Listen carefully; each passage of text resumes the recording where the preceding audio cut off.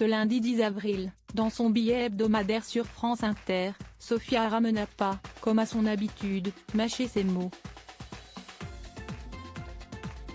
L'humoriste a réagi aux propos tenus par l'écrivain Frédéric Beigbeder le lundi précédent, qui avait déclaré face à Sonia De Villers mériter une médaille de combattante antisexiste.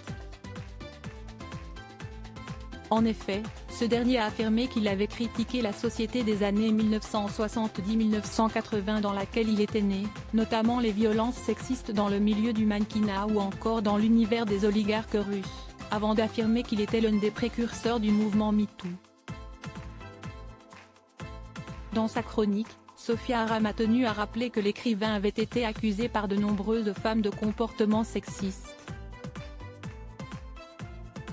Elle a repris certains tweets écrits suite à la diffusion de l'interview de Sonia De Villers. Maud de Margenat écrit qu'il aurait insisté très lourdement pour la faire boire et la ramener dans sa chambre d'hôtel à de nombreuses reprises ces dernières années malgré ses refus catégoriques, a par exemple cité Sophia Aram.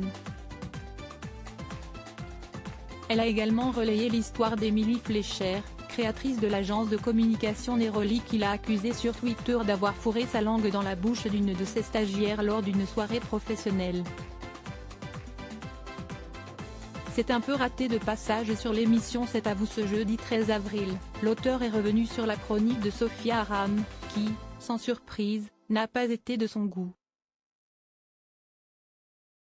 C'est un peu raté, a-t-il lâché avant de déclarer, ce qui est bizarre, c'est quand je fais une blague, une humoriste comme elle ne comprend pas que c'est une plaisanterie. Pourtant, c'est son boulot. Il s'est ensuite comparé à un personnage du livre La plaisanterie de Milan Kundera, qui est envoyé au goulag pour avoir fait une blague.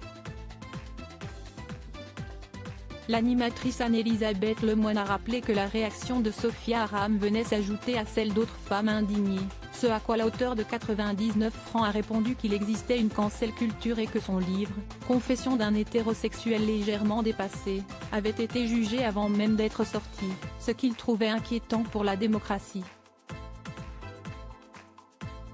Crédit photo, capture France 5.